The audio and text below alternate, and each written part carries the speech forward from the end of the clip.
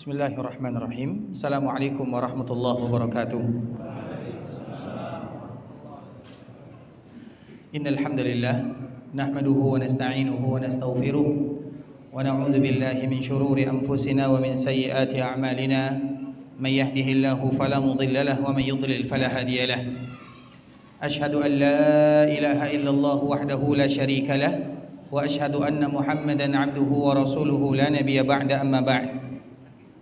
يا أيها الذين آمنوا اتقوا الله حق تقاته ولا تموتن إلا وأنتم مسلمون يا أيها الناس اتقوا ربكم الذي خلقكم من نفس واحدة وخلق منها زوجها وبث منهما رجالا كثيرا ونساء واتقوا الله الذي تساءلون به والأرحام إن الله كان عليكم رقيبا يا أيها الذين آمنوا اتقوا الله وقولوا قولا سديدا يصلح لكم أعمالكم ويغفر لكم ذنوبكم ومن يطع الله ورسوله فقد فاز فوزا عظيما أما بعد فإن أصدق الحديث كتاب الله وخير الهدي هدي محمد صلى الله عليه وسلم وشر الأمور محدثاتها فإن كل محدثة بدعة وكل بدعة ضلالة.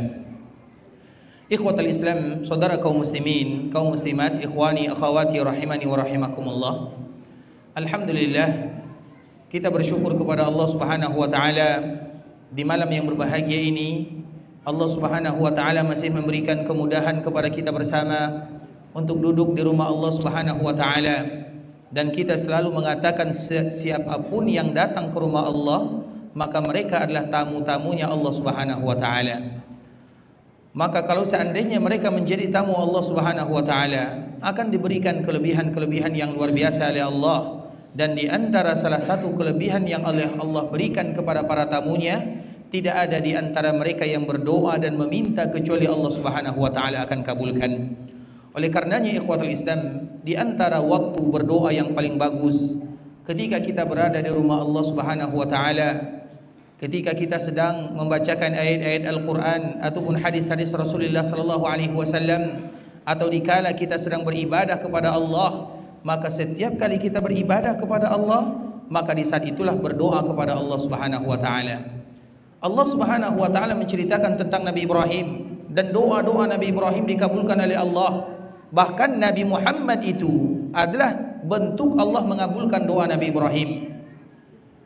Nabi Ibrahim alaihissalam, ketika beliau membangun Ka'bah al-Musyarrafah dalam keadaan lelah dan letih, membangun Ka'bah itu bukan perkara yang mudah. Batu batanya, kalau bahasa kitanya, terbuat dari batu gunung sangat besar. Yang melakukan itu hanya Nabi Ibrahim sendirian dan dibantu oleh anaknya, bukan perkara yang mudah. Makanya di samping Ka'bah al-Musyarrafah ada namanya batu Ka'bah. Dari situ Nabi Ibrahim mengangkutnya sendirian. Dikala dia berlelah, dikala dia berletih, dikala dia beribadah kepada Allah. Setelah pembangunan Ka'bah selesai, apa yang terjadi? Wa idz yarfa'u Ibrahimul qawa'ida minal baiti wa Ismail rabbana taqabbal minna. Ketika Nabi Ibrahim berlelah beribadah kepada Allah, maka di saat itulah beliau berdoa, dan semua doanya dikabulkan oleh Allah Subhanahu wa taala. Dan di antara salah satu doa Nabi Ibrahim, rabbana wa ba'ats fihim rasula. Ya Allah, utus dari sini, dari tempat aku membangun Ka'bah, seorang nabi. Maka itulah yang terkenal dengan nama Nabi kita Muhammadun sallallahu alaihi wasallam. Makanya Nabi mengatakan, ana da'watu abi. Aku ini adalah karena doa ayahku, karena doa Nabi Ibrahim Allah mengutus Nabi Muhammad. Maka dari situlah Nabi sallallahu alaihi wasallam dinamakan dengan Muhammad. Dan Muhammad itu ikhwatul Islam artinya adalah orang yang banyak dipuji. Karena memang Nabi sallallahu alaihi wasallam memiliki akhlak yang mulia. Karena pembahasan kita pada kesempatan kali ini berkaitan dengan akhlak. Dan tentunya dikala kita membahas tentang adab dan akhlak atau husnul khuluq, maka panduan kita bersama adalah baginda Rasulullah sallallahu alaihi wasallam. Dan itu terlihat dari nama Nabi sallallahu alaihi wasallam. Sebelum kita melanjutkan pembahasan kita ini ikhwatul Islam, kami minta tolong sedikit ya kepada kita yang ada di depan untuk maju sedikit saja, untuk memberikan kesempatan kepada kawan-kawan kita yang baru datang, terutama yang ada di pintu, untuk maju sedikit supaya memberikan kesempatan bagi kawan-kawan yang datang. Barakallahu fikum, jazakumullahu khairan.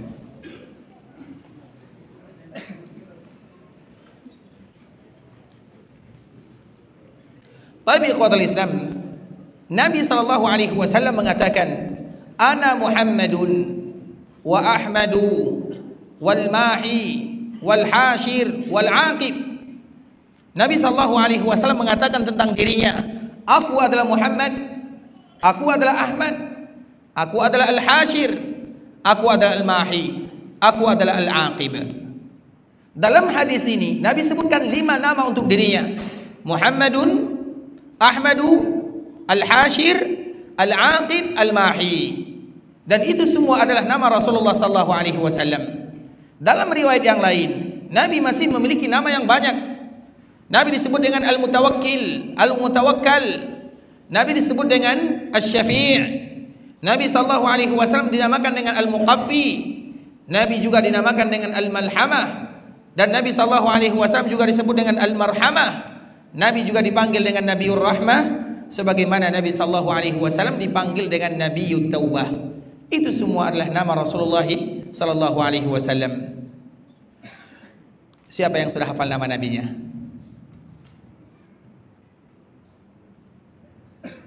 Ada yang sudah hafal nama Rasulullah sallallahu alaihi wasallam? Ini pertanyaan berulang kali kita sebutkan, ikhwatul Islam. Nama Rasulullah sallallahu alaihi wasallam itu banyak dan semuanya sama. Dan tidaklah Nabi dinamakan dengan nama-nama tersebut kecuali ada makna di dalamnya. Maka Nabi mengatakan, "Ana Muhammadun wa Ahmadu, ana al-mahi, al-hashir, al-aqib." Saya adalah Muhammad, saya adalah Ahmad, saya adalah al-mahi, saya adalah al-hashir, saya adalah al-aqib. Saya adalah Nabiut Taubah, saya adalah Nabiur Rahmah, saya adalah al-marhamah, saya adalah al-malhamah, saya adalah al-muqaffi, saya adalah al-mutawakkil. Itu semuanya adalah nama Rasulullah sallallahu alaihi wasallam. Agar kita tahu bahwa Nabi sallallahu alaihi wasallam, ikhwatul Islam, di antara salah satu bentuk kesempurnaan kalimat Muhammad, maka Nabi sallallahu alaihi wasallam diberikan kepadanya nama yang sangat banyak. Karena Muhammadun itu artinya adalah orang yang banyak dipuji. Kalau seandainya kita perhatikan ayat Al-Quran, Allah berbicara tentang Nabi Adam. Allah menyebutkan Nabi Adam orang yang suka kembali kepada Allah. Ketika Allah berbicara tentang Nabi Ibrahim, kana siddiqa, Nabi Ibrahim itu adalah seorang yang jujur. Ketika Allah berbicara tentang Nabi Musa, kana mukhlasa, seorang yang ikhlas. Allah sebutkan sifat para nabi itu dalam Al-Quran satu persatu. Namun ketika Allah berbicara tentang Nabi sallallahu alaihi wasallam, maka apa kata Allah? Wa innaka la'ala khuluqin azim. Apa artinya? Siapa yang jawab, angkat tangan. Wa innaka la'ala khuluqin azim. Kita dahulukan yang tua ya. Taib yang tua silakan. Masya Allah, silakan bang hadiahnya. Masya Allah, kita dahulukan yang tua ya. Walaupun yang tua jawabannya salah. Taib, barakallahu fiik. Taib.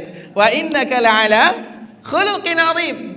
Artinya ikhwatul Islam, engkau wahai Muhammad memiliki akhlak di atas ala. Harus tidak boleh kita lupakan kalimat ala. Apa arti ala? Al-kitabu ala tawilah. Kitab itu berada di atas tawilah, di atas meja. Artinya di atas. Engkau wahai Muhammad berada di atas akhlak, atau berada di atas rata-rata akhlak. Nabi adalah rata-rata akhlak, di atas rata-rata akhlak yang mulia. Kalau ada akhlak yang mulia, berarti Nabi di atasnya. Bukan artinya engkau punya akhlak yang mulia, karena yang lain juga punya akhlak yang mulia. Nabi Adam berakhlak mulia, Nabi Nuh berakhlak mulia, Nabi Ibrahim berakhlak mulia. Semua para nabi berakhlak mulia. Kalau semua para nabi berakhlak mulia, Nabi juga berakhlak mulia, apa perbedaan antara Nabi dengan Nabi yang lainnya? Bukankah Nabi SAW ikhwatul Islam? Karena di antara salah satu barometer akhlak yang mulia, sebagaimana hadis yang sangat indah, ketika Allah menciptakan manusia atau sebelum diciptakan manusia, maka Allah Subhanahu wa taala melihat hatinya. Manusia sebelum diciptakan Allah sudah mengetahuinya. Maka Allah melihat makhluknya yang bernama manusia. Kemudian dilihat bahwa ternyata yang paling bersih hatinya adalah Muhammadun sallallahu alaihi wasallam. Sehingga antara akhlak yang mulia dengan hati itu dua hal yang tidak bisa dipisahkan. Ketika kita berbicara tentang husnul khuluq, maka kita akan berbicara tentang hati. Sehingga di antara salah satu doa yang harus atau dianjurkan bagi kita mengatakannya, Allahumma inni as'aluka qalban salima.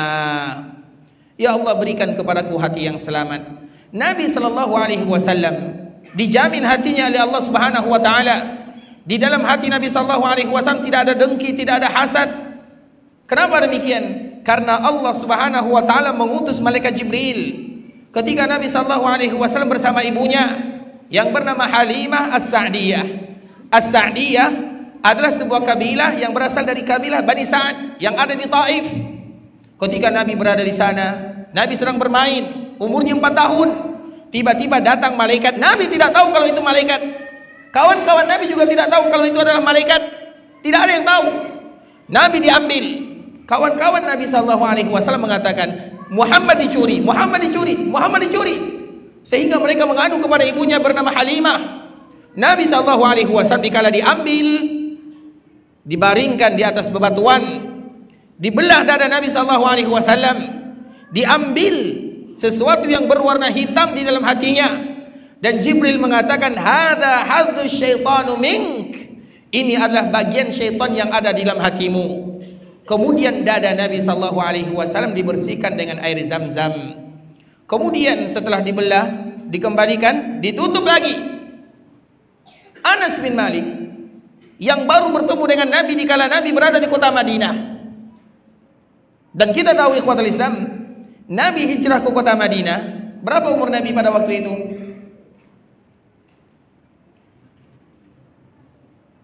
Siapa yang jawab? Angkat tangan.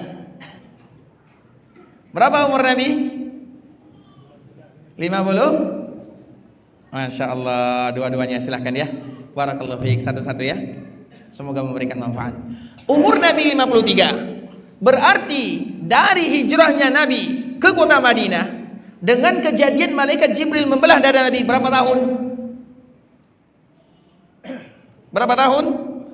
49 tahun.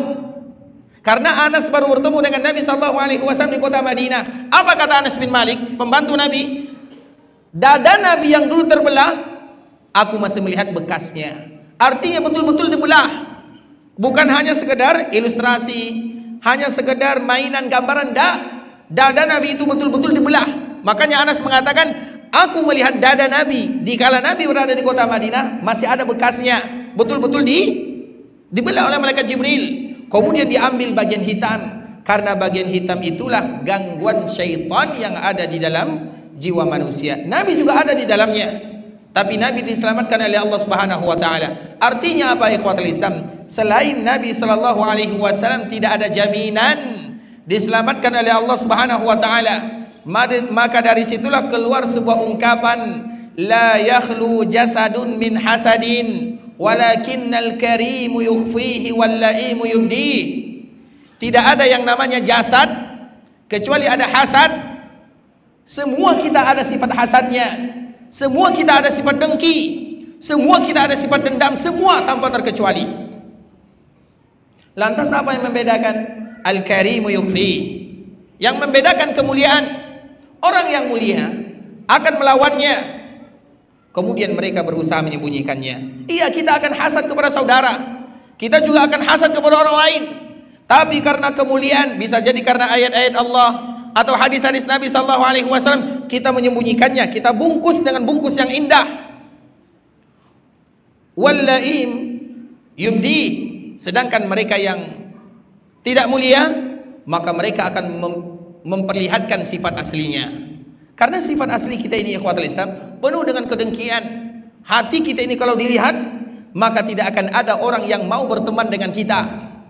Dan itu memang diantara salah satu Nabi SAW dibersihkan dadanya, diambil bagian syaitan yang ada di dalam dadanya, kemudian dibersihkan dengan Zam-Zam. Maka dari sini ikhwatul Islam, kalau ada di antara kita yang punya sifat hasad dengki yang berlebih, di antara salah satu obatnya adalah Zam-Zam.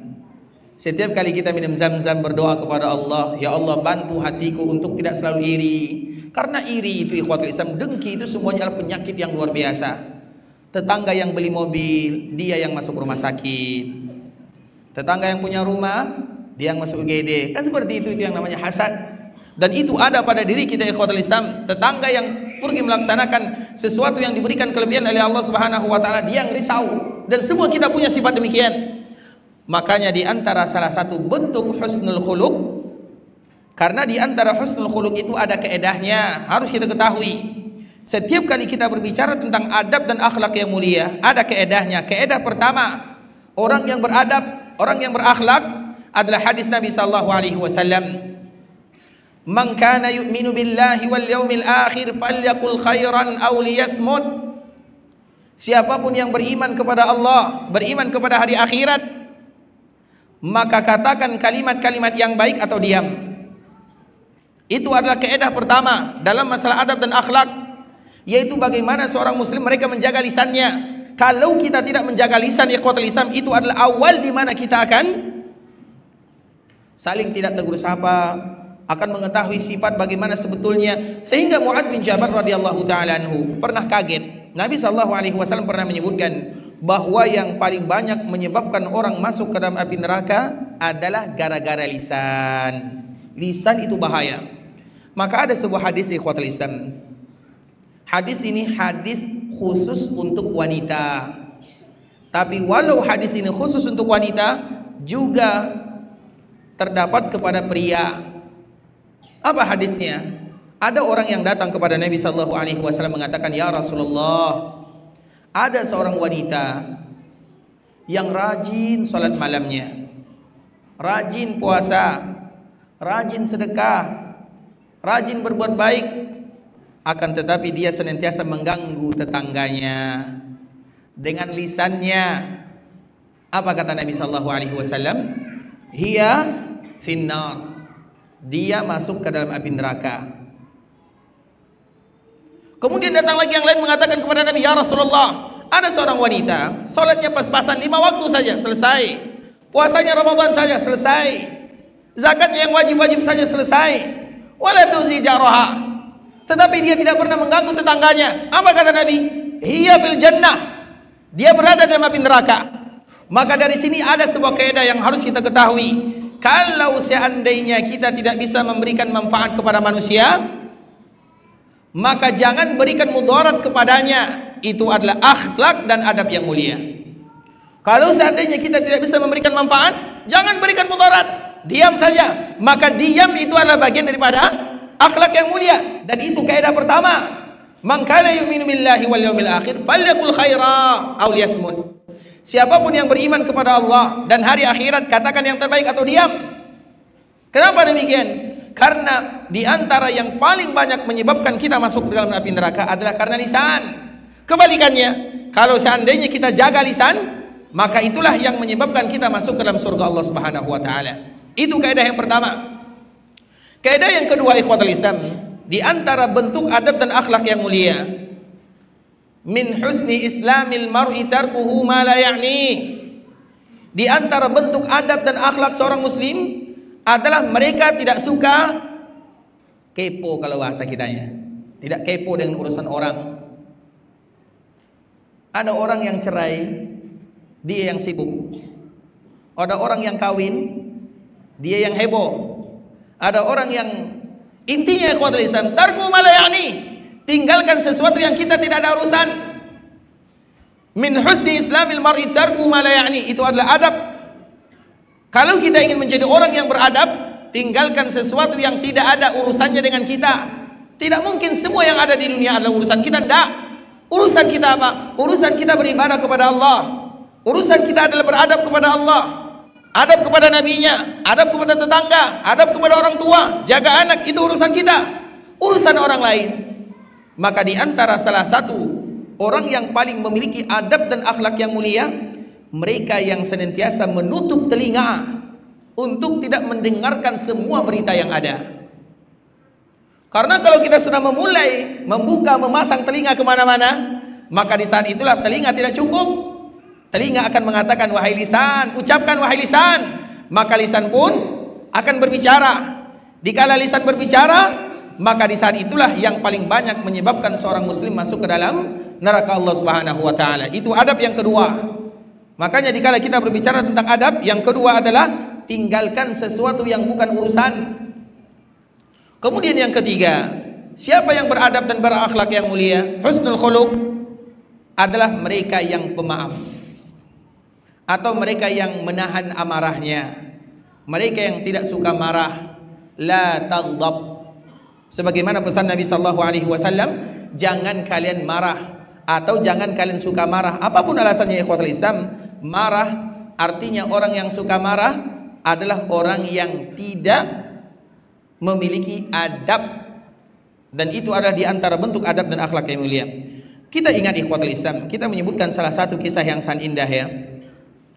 Ketika terjadi Fatu Mekkah pada tahun ke-8 Hijriah. Fatu Mekkah itu artinya kota Mekkah kembali menjadi milik Nabi sallallahu alaihi wasallam. Ketika Nabi sallallahu alaihi wasallam berada di sana, maka sahabat yang lain, karena pasukan Nabi kurang lebih 10.000, sahabat-sahabat yang ada, mereka mengatakan, al-yaum yaumul malhamah. Hari ini adalah hari di mana kita balas dendam. Karena orang-orang Mekah dulu mereka menzalimi kaum muslimin. Orang Mekah dulu mereka menyakiti Nabi sallallahu alaihi wasallam. Orang Mekah mengusir semua, merampas hartanya, merampas rumahnya, merampas semua yang mereka punya. Sehingga kaum muslimin tidaklah meninggalkan Mekah Al-Mukarramah kecuali mereka dalam keadaan fakir. Fakir, miskin. Allah menyebutkan lil fuqara'il muhajirin. Tidakkah kalian ingat bagaimana orang-orang fakir dari kalangan muhajirin? Orang muhajir itu banyak yang kaya, tapi mereka fakir karena hartanya dirampas oleh orang-orang Mekah. Kemudian 1 tahun, 2 tahun, sampai tahun ke-8 Hijriah, Allah berikan kemenangan kepada kaum muslimin. Kemudian Allah Subhanahu wa taala memberikan kekuatan, maka kaum muslimin datang ke Mekah. Ketika mereka datang ke Mekah, maka ada sebahagian mereka yang mengatakan, al-yaum yaumul malhamah. Hari ini adalah hari di mana kita balas dendam. Akan kita cari orang-orang yang dulu membuat kita sakit hati atau yang menyakiti Nabi sallallahu alaihi wasallam. Kita balas dendam. Al-malhamah itu artinya kita akan menumpahkan darah mereka, kita balas dendam. Apa kata Nabi sallallahu alaihi wasallam? Al-yaum yaumul marhamah. Al-yaum yaumul marhamah. Hari ini adalah hari kita saling memaafkan. Itulah ucapan Rasulullah sallallahu alaihi wasallam. Kalau Nabi sallallahu alaihi wasallam mengatakan cari Abu Sufyan karena dia dulu yang memimpin kaum musyrikin, maka mudah bagi kaum muslimin mencarinya.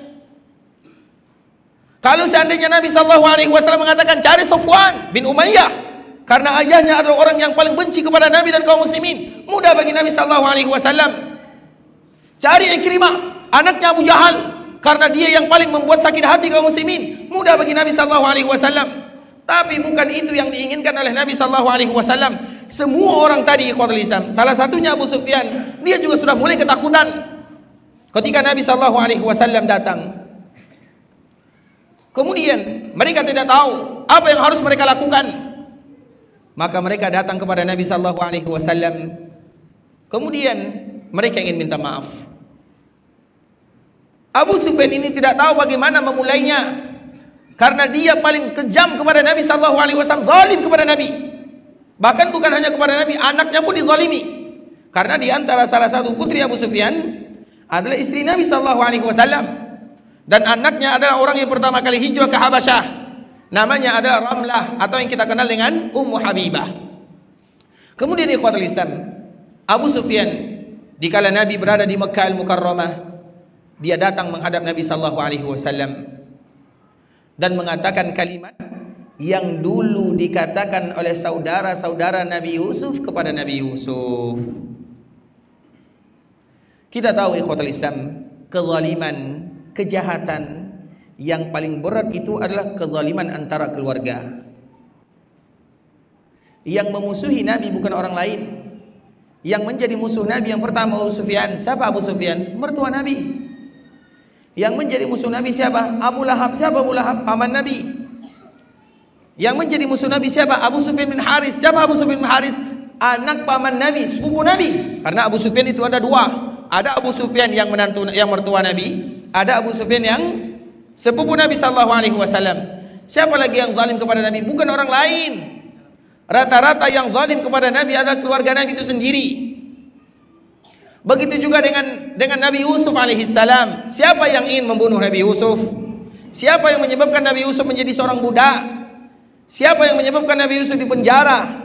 Siapa yang menyebabkan Nabi Yusuf berpisah dari ayahnya lebih daripada 30 tahun? Tidak lain tidak bukan saudaranya sendiri. Ceritanya sama. Sehingga Abu Sufyan ketika ingin minta maaf kepada Nabi SAW, maka dia ingat bagaimana dulu saudara Nabi Yusuf minta maaf.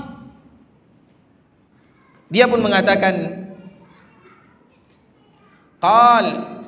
qalu tallahi laqad asarakallahu alaina wa in kunna la khatiin.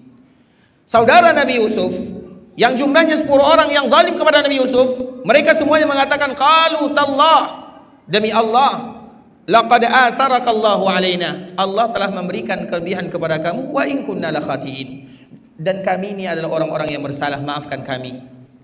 Kalimat yang sama itu juga diucapkan oleh Nabi SAW. Atau kalimat yang sama itu juga yang diucapkan oleh Abu Sufyan. Qalu tallahi laqad asarakallahu alaina wa in kunna la khatiin. Wahai Muhammad, engkau telah diberikan kelebihan oleh Allah Subhanahu wa taala dan kami adalah orang-orang yang bersalah, maafkan kami. Bahasanya sama. Apa yang dikatakan oleh Nabi sallallahu alaihi wasallam? Mentang-mentang Nabi SAW punya kekuatan Nabi balas dendam? Tidak.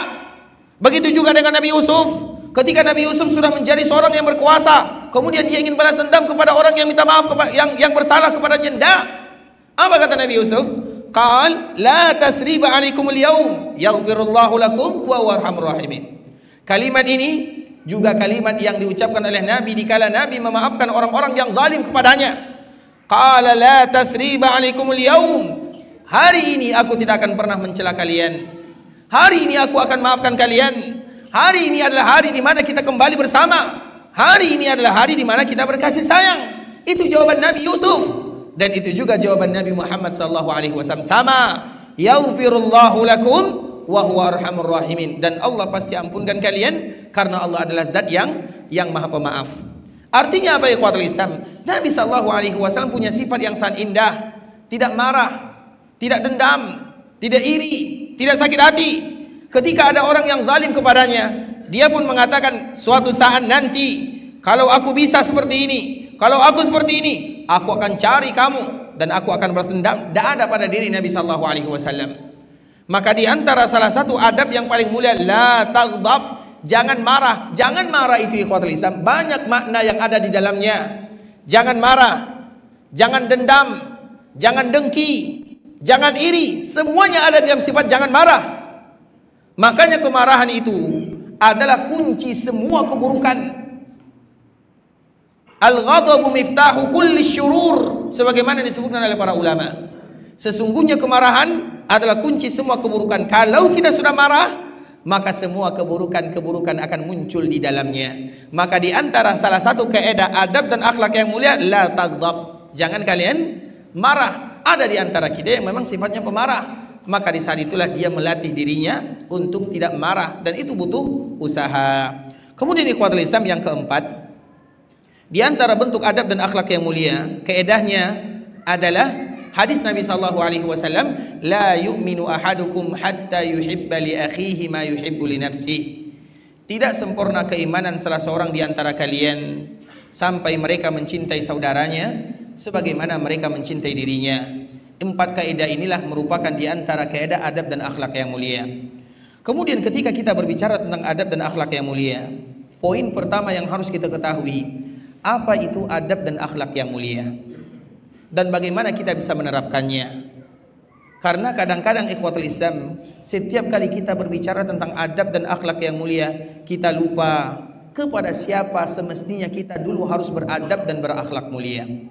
Maka kita akan menyebutkan ikhwatul Islam, Ja'far itu adalah anaknya Abu Talib, dan dia adalah orang yang memimpin kaum muslimin ketika hijrah ke sebuah daerah yang bernama Habasyah. Jumlahnya lebih daripada 80 orang atau 70 orang. Kemudian Ja'far ini dipanggil oleh raja yang ada di Habasyah. Ingin diinterogasi, kenapa kalian datang ke sini? Kenapa kalian hijrah ke sini? Apa penyebabnya? Maka di saat itulah Ja'far mengatakan, ayyuhal malik, kunna qauma ahli jahiliyah na'budul asnam wa na'kulul maitah wa na'til fawahish wa naqta'ul arham wa nusi'ul jiwar ya'kul qawiyyu minna dha'if. Wahai baginda raja, kami dulu adalah orang-orang jahiliyah. Kami menyembah berhala, memakan bangkai, melakukan perbuatan zina, memutuskan tali silaturahim, berbuat buruk kepada tetangga.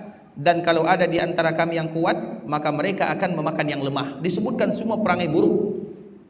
Kemudian apa kata Ja'far berikutnya? Fada'ana ilallahi liwahidah. Tiba-tiba datang seorang nabi yang bernama Muhammad. Kemudian dia menyeru kami, mengajak kami untuk beribadah kepada Allah Subhanahu wa taala. Apa makna yang bisa kita ambil dari sini, ikhwatul Islam? Nabi sallallahu alaihi wasallam diutus oleh Allah Subhanahu wa taala untuk adab dan akhlak yang mulia. Kita semua tahu. Tapi pertanyaannya, apa itu adab dan akhlak yang mulia? Adab dan akhlak yang paling mulia adalah adab kepada Allah Subhanahu wa taala. Itulah adab yang paling mulia. Kenapa demikian, ikhwatul Islam? Coba kita perhatikan. Kalau ada orang yang memberikan kepada kita belanja mingguan, diberikan kepada kita rumah, diberikan kepada kita belanja mingguan, diberikan fasilitas kepada kita, semuanya diberikan.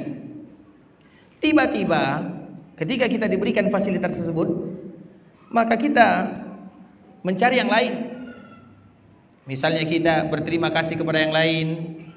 Kira-kira apakah orang seperti ini adalah orang yang memiliki adab dan akhlak? Tidak. Begitu juga dengan Allah Subhanahu wa taala. Allah yang telah memberikan kepada kita hadiah kehidupan.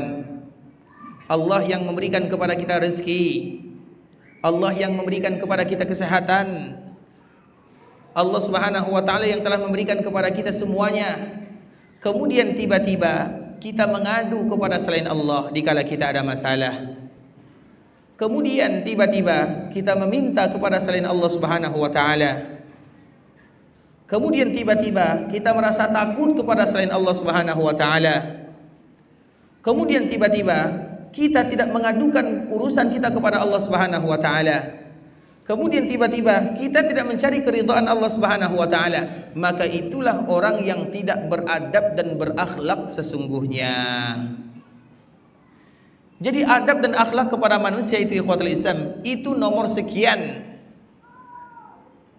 Tapi adab yang sesungguhnya adalah adab kepada yang telah memberikan kepada kita kehidupan, yang telah menurunkan rezeki, memberikan kesehatan, memberikan keturunan, memberikan semuanya kepada kita. Allah yang memberikan semuanya. Kemudian tiba-tiba ada yang meminta kepada selain Allah Subhanahu wa taala. Orang yang seperti ini adalah orang yang tidak punya adab. Kemudian tiba-tiba ada orang yang tidak bersyukur kepada Allah Subhanahu wa taala. Orang yang seperti ini adalah orang yang tidak punya adab. Makanya ketika kita berbicara tentang adab, ikhwatul Islam, adab yang pertama adalah adab kepada Allah Subhanahu wa taala. Bahkan Nabi, ketika Nabi melihat awan, kumpulan awan, biasanya kalau kita melihat kumpulan awan berwarna hitam, apa yang kita lakukan? Biasa-biasa saja, sudah terbiasa. Tapi Nabi SAW, apa yang Nabi lakukan? Nabi sedih, Nabi menangis. Aisyah bertanya heran kepada Nabi, ya Rasulullah, kenapa kau seperti ini? Hanya sekedar kumpulan awan. Apa kata Nabi? Aku takut kalau seandainya awan ini adalah awan yang dulu pernah mengazab suatu kaum yang tidak beribadah kepada Allah. Sehingga setiap kali Nabi melihat kumpulan awan, Nabi berdoa kepada Allah Azza wa Jalla. Padahal hanya sekedar melihat awan, itu adalah bentuk adab dan akhlak Nabi kepada Allah Subhanahu wa taala. Nabi tidak mau dirinya, kaumnya diazab sebagaimana orang-orang terdahulu diazab oleh Allah Azza wa Jalla. Orang terdahulu, ikhwatul Islam, terutama kaum Ad. Kaum Ad ini, azan dulu ya. Azan dulu, setelah azan kita lanjutkan sedikit saja. Boleh Pak ya? Baik, kita azan. Setelah azan kita lanjutkan sedikit ya. Barakallahu fiikum wa jazakumullah khair. Baik, kita lanjutkan setelah azan ya. Syakarallahu lakum.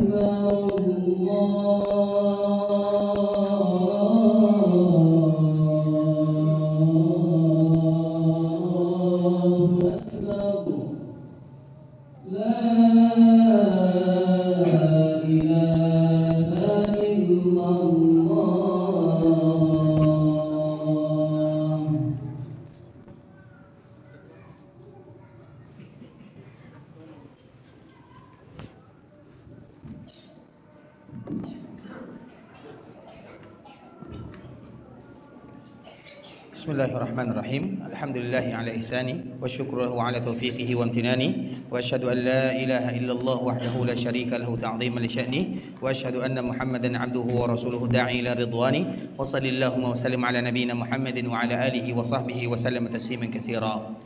Ikhwatal Islam, saudara kaum muslimin, kaum muslimat, ikhwani akhawati rahimani wa rahimakumullah. Di antara salah satu nama Rasulullah sallallahu alaihi wasallam adalah Ahmad. Dan Ahmad itu artinya adalah orang yang paling banyak memuji. Sebagaimana Muhammad artinya adalah orang yang paling banyak dipuji. Nabi sallallahu alaihi wasallam dinamakan dengan Ahmad karena Nabi sallallahu alaihi wasallam adalah orang yang paling banyak memuji. Apa yang dilakukan oleh Nabi sallallahu alaihi wasallam?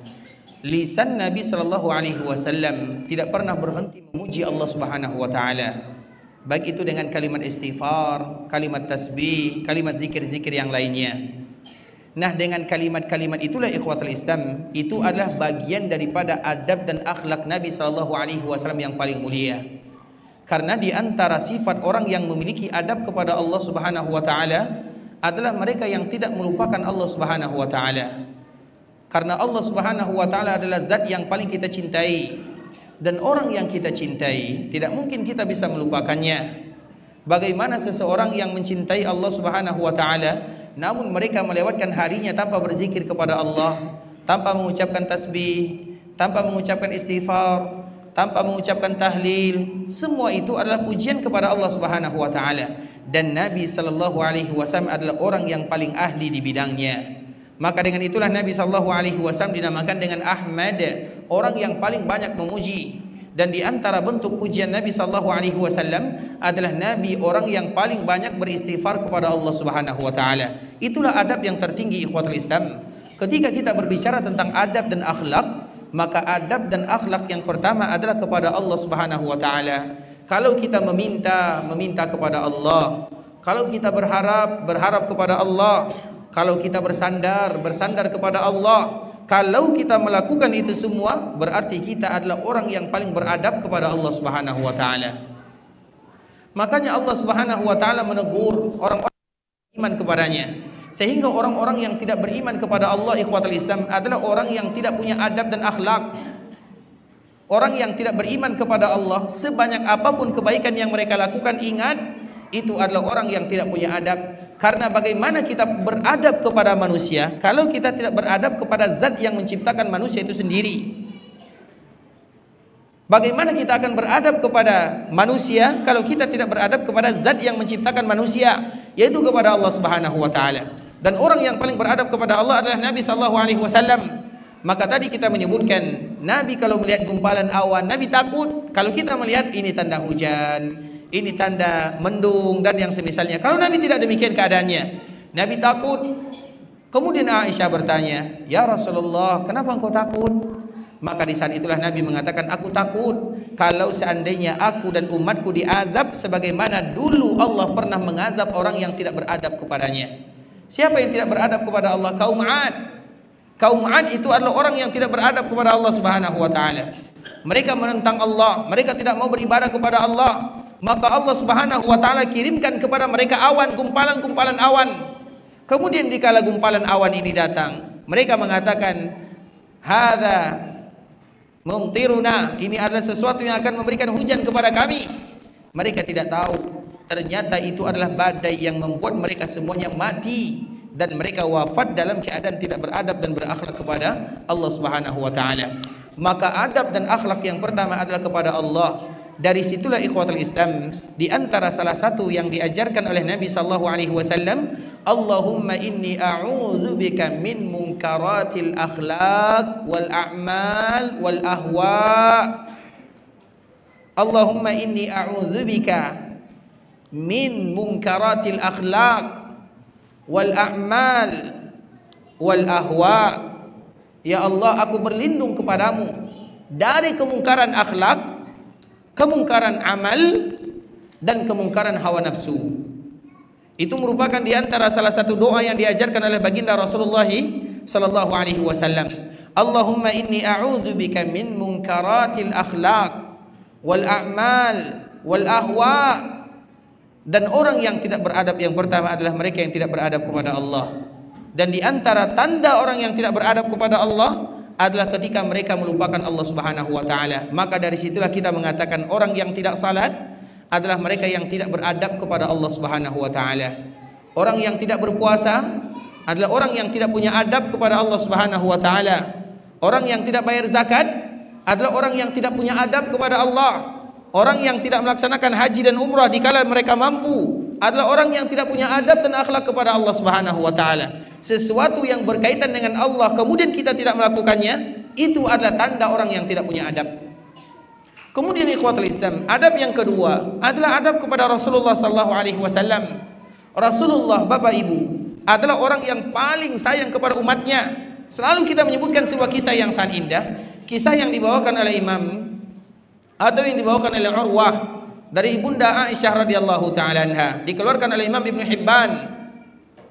Aisyah mengatakan, ketika aku melihat Nabi dalam keadaan bahagia, maka aku meminta kepada Nabi sallallahu alaihi wasallam, "Ya Rasulullah, ud'u Allah li." Doakan diriku. Itu adalah permintaan Aisyah kepada Nabi. Ketika Aisyah meminta dirinya didoakan oleh suaminya, apa kata Rasulullah sallallahu alaihi wasallam? Allahumma ighfir li Aisyah ma qaddamat min dhanbiha wa ma ta'akharat, ma taqaddamat min dhanbiha wa ma ta'akharat wa ma a'lanat wa ma asarrat. Ya Allah, ampunkan dosa Aisyah, apa yang dia lakukan dan apa yang telah dia lakukan, apa yang dia tampakkan dan apa yang dia sembunyikan. Ketika Nabi berdoa dengan kalimat yang indah ini, maka Aisyah tertawa, tersenyum. Kemudian Nabi melihat Aisyah dan mengatakan, "Ya Aisyah, ayasurruki du'ai, bahagiakah engkau dengan doa yang aku minta kepada Allah?" Siapa yang tidak bahagia kalau Nabi yang mendoakan dirinya? Siapa? Maka Aisyah mengatakan, "Iya, aku bahagia." Apa kata Nabi sallallahu alaihi wasallam? "Ya Aisyah, innaha la du'ai li ummati fi kulli salah." Doa yang aku minta kepada Allah untuk dirimu adalah doa yang selalu aku minta kepada Allah untuk semua umatku. Artinya setiap kali Nabi salat, Nabi berdoa untuk kita. Apa doa Nabi untuk kita sebagai umatnya? Ya Allah, ampunkan dosa umatku, ampunkan dosa yang mereka lakukan dan yang telah mereka lakukan, ampunkan dosa yang mereka tampakkan, ampunkan dosa yang mereka sembunyikan. Begitu Nabi SAW mendoakan kita. Kemudian Nabi tidak pernah melupakannya, dan itu dilakukan oleh Nabi setiap kali Nabi salat. Berapa kali Nabi salat? Kita tidak tahu. Salat wajib 5 kali. Salat sunat kita tidak tahu. Artinya setiap kali Nabi salat, maka Nabi SAW mendoakan umatnya. Pertanyaannya, dalam satu hari berapa kali kita ingat kepada Nabi SAW? Karena doa Nabi mendoakan kita, maka kita wajib mendoakan Nabi SAW. Apa makna kita mendoakan Nabi? Nabi mendoakan umatnya, maka umatnya juga berdoa kepada Nabi. Di antara makna kita mendoakan Nabi adalah salawat. Salawat itu artinya doa. Allah bersalawat kepada Nabi. Apa artinya? Allah memuji Nabi. Malaikat bersalawat kepada Nabi. Apa artinya? Beristighfar. Kita juga bersalawat kepada Nabi. Apa maknanya? Doa. Innallaha wa malaikatahu yusalluna 'alan nabi ya ayyuhalladzina amanu sallu. Wahai orang-orang yang beriman, berselawat. Apa maknanya? Doa. Karena selawat yang kita ucapkan sallallahu alaihi wasallam artinya adalah doa. Artinya kita tidak boleh memutuskan selawat kepada Nabi. Kalau kita tidak berselawat kepada Nabi dalam satu hari, maka kita adalah orang yang tidak punya adab kepada Nabi sallallahu alaihi wasallam. Itu namanya adab. Jadi kita jangan dulu berbicara tentang adab kepada fulan, adab kepada allan, adab kepada manusia. Tunggu dulu. Adab kepada Allah yang pertama, kemudian adab kepada Nabi yang kedua. Orang yang tidak belajar agama berarti mereka adalah orang yang tidak punya adab dan akhlak. Mengapa demikian, ikhwatul Islam? Nabi berjuang siang dan malam untuk menyampaikan agama, risalah dan dakwah. Kemudian ada di antara umatnya yang alhamdulillah mereka berada di dalam agama, kemudian mereka acuh tidak acuh. Tahu alhamdulillah, tidak tahu juga tidak menjadi masalah. Itu tidak beradab namanya. Orang yang tidak membahas agama yang telah diperjuangkan oleh baginda Nabi yang mulia, maka itu adalah orang yang tidak beradab. Nah, di antara bentuk kita menjaga adab kepada Nabi, kita membahas, membaca, mempelajari, mengetahui agama yang dibawa oleh Nabi sallallahu alaihi wasallam agar perjuangan Nabi tidak sia-sia. Kalau kita perhatikan bagaimana perjuangan Nabi, semuanya Nabi korbankan. Bahkan keluarga Nabi sallallahu alaihi wasallam mendapatkan efek samping dari pengorbanan Nabi sallallahu alaihi wasallam. Nabi sallallahu alaihi wasallam, ikhwatul Islam, ketika berdakwah, putri Nabi juga kena. Zainab misalnya. Zainab dikala meninggalkan Makkah menuju Madinah, orang-orang datang kepada Zainab, marah. Zainab sedang menaiki onta dan mengatakan, wahai Zainab, putri Nabi yang pertama, wahai Zainab, kekacauan yang terjadi di daerah Mekah adalah gara-gara ayahmu. Kemudian mereka tusuk onta Zainab yang membuat Zainab terjatuh darinya. Onta ditusuk, otomatis yang ada di atasnya terjatuh. Sakit, ikhwatul Islam. Itulah yang menyebabkan, salah satu penyebab Zainab itu wafat, karena dia pernah terjatuh dari onta. Kapan? Ketika orang-orang Quraisy marah kepada Zainab. Begitu juga putri Nabi yang lain, Ruqayyah, Ummu Kulsum, baru menikah. Kemudian Nabi berdakwah. Apa yang terjadi? anak Nabi, putri Nabi diceraikan gara-gara dakwah Nabi, bukan gara-gara yang lain. Bukan mudah perjuangan Nabi SAW. Dan juga di antara yang lain, ikhwatul Islam, hati Nabi. Di antara salah satu sifat Nabi, Nabi tidak pernah tidur hatinya, walau matanya tertutup, tapi hatinya tidak pernah tidur. Kenapa demikian? Karena Nabi selalu memikirkan dakwah ini sampai. Makanya kalau kita tanya, kira-kira atas dasar perjuangan Nabi SAW dan generasi yang datang berikutnya, kapan Islam itu sampai di daerah kita, di Nusantara? Siapa yang tahu? Agar kita tahu bagaimana perjuangan Nabi dan perjuangan sahabat Nabi SAW. Kapan? Abad ke-7 di zaman Umar. Di mana? Di Barus, Sumatera Utara, Medan. Siapa yang mengatakan seperti itu? Guru sejarah. Silakan Pak, Masya Allah.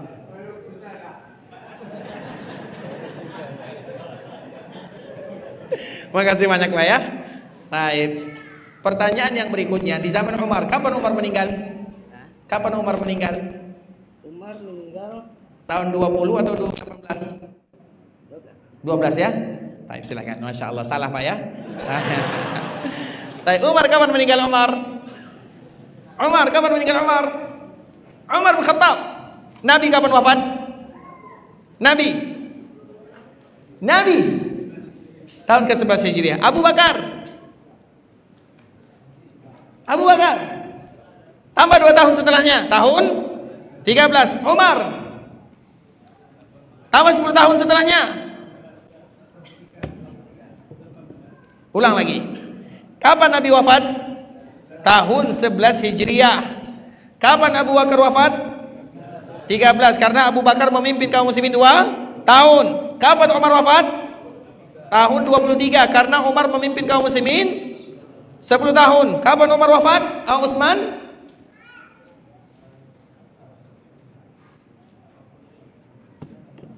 Kapan? Berapa tahun Utsman memimpin? Berapa tahun Utsman memimpin? 15 atau 16? 5 tahun atau 7 tahun? 12 tahun. 12. Berarti dia wafat tahun 35. Berapa tahun Ali memimpin? Loh. Itu jawaban yang jujur ya. Ini hadiahnya. Masya Allah. Tayyib. San. Apa jawabannya Bang? Tayyib, silakan Bang. Ini ambil sama Abang hadiah semuanya nih. Jazakallahu khairan. Karena terlalu jujur. Nyala baca Lupa. Silakan Bang.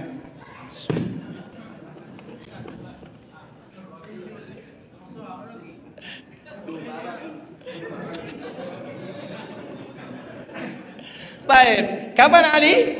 Ali memimpin kurang lebih 4 tahun 6 bulan. Berarti kurang lebih 4 tahun 6 bulan. Berarti tahun 39,5. Kemudian disempurnakan oleh anaknya yang bernama Hasan 6 bulan. Lengkaplah tahun 40 Hijriah. Terlepas daripada itu semua, Umar, kita kembalikan kepada Umar. Karena tadi dijawab, kapan Islam masuk ke daerah kita? Di zaman Umar. Di zaman Umar itu kapan terakhir? Anggaplah kita ambil yang paling terakhir. Kapan Umar meninggal? Tahun 2. Coba bayangkan, tahun 23 Hijriah Islam sudah sampai ke sini. Apakah itu dengan main-main? Bayangkan ikhwatul Islam, jarak antara Mekah atau Madinah ke daerah Sumatera ini berapa kilo? Yang pernah berjalan? Berapa kilo? Lebih daripada 8.000 kilo. Sekarang mudah, iya, dulu. Artinya ikhwatul Islam, sebagian ahli sejarah mengatakan Islam masuk ke Nusantara itu pada tahun atau di zaman Umar. Bisa jadi tahun 20 Hijriah. Artinya 20 tahun Nabi Hijriah sudah masuk Islam ke sini. Cepat masuknya. Apakah Islam masuk sampai ke daerah Nusantara dengan main-main? Dah, dengan perjuangan. Nabi tidak diam. Agar kita tahu bagaimana perjuangan Nabi, bagaimana perjuangan sahabat Nabi. Sehingga adab yang paling mulia kita harus tahu bagaimana perjuangan Nabi sallallahu alaihi wasallam. Makanya orang yang tidak tahu perjuangan Nabi, sejarah Nabi, bagaimana agama Nabi, itu adalah orang yang tidak punya adab kepada Nabi sallallahu alaihi wasallam. Seolah-olah mereka menganggap remeh perjuangan Nabi selama ini. Mereka tidak memasukkan perjuangan Nabi selesai. Mereka tidak tahu berdarah, mereka tidak tahu bagaimana perjuangan Nabi. Mereka tidak tahu bagaimana hijrahnya Nabi, tidak ada yang tahu. Semakin kita tidak tahu, makanya ikhwatul Islam, di antara salah satu untuk menumbuhkan kecintaan kepada Nabi adalah dengan mengetahui sejarah Nabi. Maka para ulama mengatakan, kalau kalian ingin mengetahui seberapa banyak dan seberapa berat serta seberapa cinta seorang muslim kepada Nabi, tanya dia akan sejarah Nabi. Kalau kita ingin mengukur berapa cinta kita kepada Nabi, tanya kita bagaimana Nabi itu sendiri. Berapa banyak sejarah Nabi yang kita tahu. Itulah ukuran cinta kepada Nabi. Tidak mungkin orang yang tahu tentang Nabi karena pengetahuan dan sejarah Nabi sama dengan orang yang cinta kepada Nabi dan mereka tidak tahu. Makanya ukuran cinta kita kepada Nabi adalah pengetahuan. Ukuran cinta kita kepada Nabi, bagaimana kita mengetahui sejarah, perjuangan dan pengorbanan Nabi sallallahu alaihi wasallam. Maka jadilah orang-orang yang betul-betul mencintai Nabi dengan mempelajari perjuangan dan sejarah Nabi, agar cinta kita tidak cinta yang bertepuk sebelah tangan. Makanya di antara adab yang paling mulia ikhwatul Islam adalah kepada Nabi, kepada Allah yang pertama, kepada Nabi yang kedua. Kemudian yang ketiga, adab yang ketiga adalah adab kepada agama. Karena tiga inilah yang pertama kali nanti kita akan ditanya di alam barzakh. Pertanyaan kita bagaimana akhlakmu kepada tetangga itu urusan belakangan. Pertanyaan kita bagaimana adabmu dengan guru, iya bagus, tapi itu pertanyaan belakangan. Pertanyaan pertama, man rabbuk wa man nabiyuk wa ma dinuk. Siapa Rabbmu? Siapa nabimu? Apa agamamu? Bagaimana kita menjawab kalau kita tidak tahu? Makanya orang yang beradab adalah orang yang tahu tiga ini. Tiga inilah yang disebut dengan tiga pondasi utama yang harus kita ketahui. Allah Azza wa Jal, Nabi sallallahu alaihi wasallam, kemudian agama yang mulia ini. Maka ketahuilah tentang tiga perkara ini agar kita menjadi orang-orang yang beradab dan berakhlak mulia. Karena itulah pertanyaan pertama ketika kita meninggalkan dunia, masuk ke alam barzakh, man rabbuk wa man nabiyyuk wa ma dinuk. Dan jawabannya tidak muncul secara tiba-tiba. Jawabannya sesuai dengan bagaimana kita mencintai Allah, bagaimana kita mencintai Nabi, dan bagaimana kita dekat dengan agama. Maka belajarlah agama, belajar tentang Allah. Adalah orang yang paling beradab kepada Allah. Belajarlah tentang Nabi, sejarah Nabi, perjuangan Nabi, agar kita menjadi orang yang beradab kepada Nabi. Belajarlah tentang agama agar kita menjadi orang yang beradab kepada agama. Kemudian baru berikutnya adab kepada orang tua, adab kepada orang yang lebih tua, adab kepada anak kecil, adab kepada tetangga, adab kepada kaum muslimin. Bahkan Islam juga mengajarkan adab kepada hewan. Suatu ketika Nabi sallallahu alaihi wasallam masuk ke perkebunan. Tiba-tiba di kebun ada onta yang menangis, meneteskan air mata. Dan Nabi tahu apa maksudnya. Kemudian Nabi bertanya, "Man sahibu hadzal ibil?" Siapa yang punya onta ini? Maka ada salah seorang pemuda yang berasal dari Ansar, "Saya ya Rasulullah." Apa kata Nabi? "Ittaqillah." Bertakwalah kamu kepada Allah, karena onta ini mengadu. Engkau tidak memberikan makan dan engkau mempekerjakannya dengan pekerjaan yang di luar daripada kesanggupannya. Hewan kita akan ditanya oleh Allah. Maka itulah yang disebut dengan pri kehewanan. Islam itu bukan hanya pri kemanusiaan, itu sudah biasa, sudah ada semuanya dalam agama. Tapi di dalam agama lebih lagi daripada itu, pri kehewanan namanya. Maka akan banyak kita jumpai ikhwatul Islam hadis-hadis yang bercerita tentang bagaimana adab dan akhlak. Makanya ada salah seorang wanita, di dalam riwayat yang lain, seorang pria, seorang laki-laki jahat, seorang wanita yang berzina kerjanya, yang laki-laki jahat. Tiba-tiba dikala dia berada di padang Sahara, dia minum dari sumur. Kemudian dikala dia keluar setelah selesai dia minum, dia melihat ada anjing Anjing ini juga kehausan, tapi dia adalah makhluk Allah. Kemudian dia turun ke bawah, diambilnya air, diberikan minum kepada anjing ini. Syakarallahu lah, Allah bersyukur kepada orang ini, Allah bersyukur kepada wanita tersebut, atau Allah bersyukur kepada laki-laki ini. Faghafarallahu laha, maka Allah pun ampunkan dosa-dosanya. Coba bayangkan, kepada hewan. Dan itu semuanya kenapa disebutkan oleh para ulama ikhwatul Islam? Karena tidak mungkin ada orang yang memiliki adab dan akhlak mulia kecuali sumber utamanya adalah hati. Bukan memberi minumnya, tapi hatinya yang merasa iba dengan keadaan, hatinya yang selalu terbuka untuk memberikan bantuan. Makanya di antara salah satu doa yang diajarkan oleh Nabi, Allahumma inna nas'aluka qalban salima. Sehingga Nabi SAW juga pernah menyebutkan, bihasbi mri'im minasyarr an yahkira akhahul muslim. Cukup seorang muslim menjadi seorang yang jahat ketika mereka sudah mulai menganggap remeh saudaranya. Maka kita tutup pembahasan kita ini ikhwatul Islam dengan sebuah surat yang semua kita tahu, surat Abasa. Bismillahirrahmanirrahim. Abasa wa tawalla. Abasa, apa arti abasa? Bermuka masam. Wa tawalla, berpaling. Dengarkan baik-baik penutup daripada cerita adab dan akhlak mulia. Abasa wa tawalla, Nabi bermuka masam, Nabi berpaling. Anja'ahul a'ma, ketika datang orang yang buta. Ayat ini ikhwatul Islam berkisah tentang Abdullah bin Ummi Maktum. Abdullah ini dia buta, dia ingin meminta fatwa nasihat kepada Nabi, yang mana pada waktu itu Nabi sedang berdakwah kepada pemuka Quraisy. Sebenarnya Nabi tidak salah, tapi Allah ingin memberikan pelajaran kepada kita. Nabi dilarang oleh Allah bermuka masam, iya atau tidak?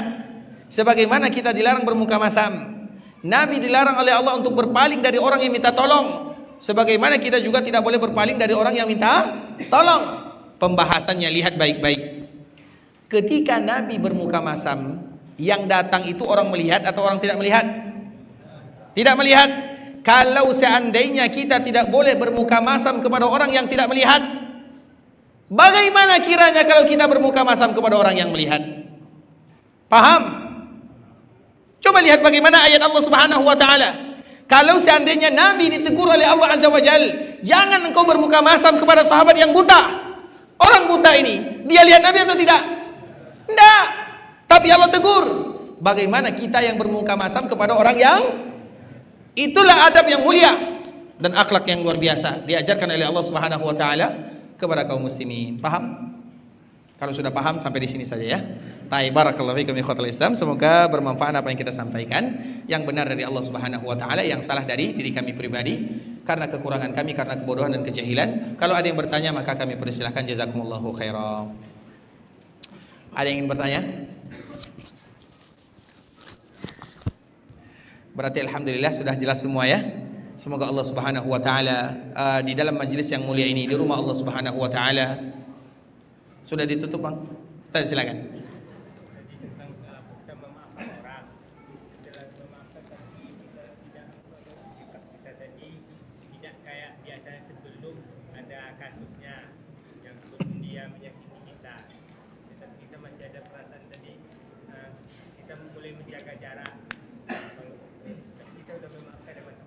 Baik, barakallahu fikum ikhwatal Islam. Pertanyaannya, kita memaafkan tapi tidak melupakan. Itulah bahasanya. Memaafkan tapi tidak melupakan, dan itu terjadi kepada kita semua. Sebagai contoh, nanti buka dalam surat An-Nur. Ini secara singkat saja ya. Surat An-Nur adalah surat di mana di situ diberikan pujian kepada ibunda kita Aisyah. Karena ibunda kita Aisyah dituduh melakukan perbuatan zina, wal'iyadzubillah. Itu istri Nabi dituduh melakukan perbuatan zina. Coba istri kita dituduh melakukan perbuatan tidak baik, maka kita akan cari orangnya sampai dapat. Kemudian setelah dapat kita apakan? Dituduh berzina, wal'iyadzubillah. Ini yang dituduh adalah istri Nabi. Dan di antara salah satu yang menuduh istri Nabi melakukan perbuatan zina, karib kerabatnya. Dan karib kerabat yang menuduh Aisyah melakukan perbuatan zina, orang miskin yang belanjanya per minggu diberikan oleh ayahnya Aisyah. Paham ceritanya? Jadi Abu Bakar As-Siddiq memberikan belanja kepada seseorang. Setiap minggu diberikan belanja, setiap minggu belanja per minggu. Kemudian tiba-tiba orang ini menghina putrinya. Coba, putri kita dihina oleh orang yang kita belanjakan, oleh orang yang kita tanggung hidupnya. Apa yang kita lakukan? Kita marah. Kita sudah berbuat baik kepadanya, kemudian dia membalas dengan balasan yang tidak terpuji. Abu Bakar As-Siddiq, ketika Allah mengatakan Aisyah adalah wanita yang mulia, Aisyah tidak pernah melakukan perbuatan nista, dipuji oleh Allah Subhanahu wa taala dari langit ketujuh. Maka Abu Bakar mencari orang-orang yang tadi menuduhnya, sama dengan kita akan membantu putri kita biasa. Abu Bakar mencarinya, salah satunya orang yang tadi diberikan belanja. Apa kata Abu Bakar? Sekarang kamu akan aku berhentikan semuanya. Tidak dikasih belanja, tidak akan aku maafkan. Semestinya kamu yang menolong sepupumu, bukan kamu yang menuduhnya. Itu seolah-olah ini diungkapkan oleh Abu Bakar As-Siddiq. Abu Bakar sama dengan manusia yang lain. Kemudian di saat itulah Allah turunkan ayat wal ya'fu, maafkan. Kemudian apa lagi? Wal yasfahu. Isfah itu artinya ikhwatul Islam, lupakan. Maka di antara salah satu nikmat Allah kepada kita adalah kita suka lupa. Maka jadilah orang yang pelupa. Jangan jadi orang yang ahli sejarah. Tahu arti ahli sejarah? Semua kalau dia buat salah, mulai dari kecil sampai dewasa ingat semuanya. Kamu dulu, kamu dulu, kamu dulu, kamu dulu. Siapa yang biasanya ahli sejarah? Ibu-ibu ya. Ini mohon maaf ya. Kalau suaminya salah, begitu juga dengan laki-laki. Kalau istrinya salah, semuanya diingat. Mulai dari kesalahan yang mulai kecil. Maka jangan pernah jadi ahli sejarah. Jadilah ahli pelupa. Dan tanda kutip ya ahli sejarah ya. Arti ahli sejarah, ketika kita ada masalah dengan kawan, maka kita akan ingat semua dosa yang pernah dia lakukan. Maka di saat itulah Allah mengatakan wal ya'fu, maafkan. Tidak sampai maafkan. Wal yasfahu, wal yasfahu itu artinya bersihkan semuanya. Lupakan, jangan jadi ahli sejarah. Wal ya'fu wal yasfahu. Kalau kalian melakukan yang demikian, apa kata Allah? Ala tuhibbuna an yaghfirallahu lakum? Tidakkah kalian suka kalau Allah yang melakukan demikian kepada kalian? Kalau seandainya kita ahli sejarah, Allah lebih ahli sejarah daripada kita. Semua yang kita lakukan ada catatannya. Dan catatan kita itu ikhwatul Islam, apa yang kita inginkan? Kita menginginkan catatan kita itu nanti ditutup oleh Allah Subhanahu wa taala. Kalau ditutup artinya dimaafkan. Tapi coba kalau Allah tidak memaafkan. Di antara syarat agar catatan kita di akhirat ditutup oleh Allah, maka tutuplah catatan keburukan saudara. Belajar bagaimana caranya? Maka berbuat baiklah kepada orang-orang yang pernah melakukan kesalahan kepada kita. Itu di antara salah satu caranya. Dan itu sudah dilakukan oleh Nabi sallallahu alaihi wasallam. Makanya kita lihat Nabi ketika sampai di Mekah Al-Mukarramah, yang paling jahat kepada Nabi siapa? Abu Sufyan. Abu Sufyan itu pemimpinnya. Kalau kita baca sejarah Abu Sufyan bagaimana dia kepada Nabi jahat sebelum dia masuk Islam. Setelah dia masuk Islam, dia adalah orang yang paling mulia, dimuliakan oleh Allah, dimuliakan oleh Nabi-Nya, dimuliakan dalam agama. Kita lihat apa kata Nabi ketika masuk ke Mekah Al-Mukarramah, man dakhala al-Masjidil Haram fahuwa amin. Siapapun di antara kalian yang masuk ke Masjidil Haram dia selamat. Wa man dakhala baitahu fahuwa amin. Siapapun yang masuk rumahnya dia selamat. Wa man dakhala baita Abi Sufyan fahuwa amin. Siapapun yang masuk ke rumah Abu Sufyan, maka dia akan selamat. Kira-kira apa gunanya masuk ke rumah Abu Sufyan kalau masuk rumah sendiri aman? Apa gunanya? Misalnya terjadi badai di sini misalnya, dan pemerintah mengatakan siapapun yang masuk rumahnya selamat, dan siapapun yang masuk ke rumah Pak RT juga selamat. Apa gunanya kita masuk ke rumah orang lain kalau rumah kita selamat? Apa gunanya? Gunanya agar nanti Nabi memberikan kebaikan kepadanya. Tidak ada orang yang masuk ke rumah Abu Sufyan, tapi Nabi ingin mengangkat namanya, memberikan kebaikan kepada dirinya. Dikala Nabi berbuat baik kepada Abu Sufyan, maka di saat itulah Abu Sufyan baru mengucapkan asyhadu an la ilaha illallah wa asyhadu anna Muhammadar Rasulullah. Tidak mudah ikhwatul Islam. Berbuat baik kepada orang yang jahat kepada kita mudah atau tidak? Tidak mudah. Tapi disitulah kita belajar dari orang-orang yang mulia. Kita tidak akan bisa melakukannya 100% tidak, tapi paling tidak kita berusaha untuk belajar. Makanya Allah mengatakan wal ya'fu wal yasfahu ala tuhibbuna an yaghfirallahu lakum. Karena kalau kalian ingin diampunkan, dimaafkan, maafkan. Itu kaidahnya. Al jazaa'u min jinsil amal. Sesungguhnya balasan sesuai dengan amalan. Kalau kita ingin dimaafkan, maka maafkan. Kalau kita menzalimi, maka akan terzalimi. Itu kaidah yang ada di dunia. Maka jadilah orang yang memaafkan agar kita pun dimaafkan, dan maaf yang paling kita inginkan adalah maaf dari Allah Subhanahu wa taala. Dan semoga Allah Subhanahu wa taala memaafkan dosa-dosa kita semuanya. Allah menutupi kekurangan kita dan Allah mudahkan langkah kita masuk ke dalam surga. Amin amin ya rabbal alamin. Kita tutup dengan membaca doa kafaratul majlis. Subhanakallahumma bihamdika asyhadu an la ilaha illa anta astaghfiruka wa atubu ilaik. Wa sallallahu wa sallam ala nabiyyina wa habibina wa khalilina wa sayyidina Muhammadin wa ala alihi wa sahbihi wa sallam tasliman katsira. Assalamualaikum warahmatullahi wabarakatuh.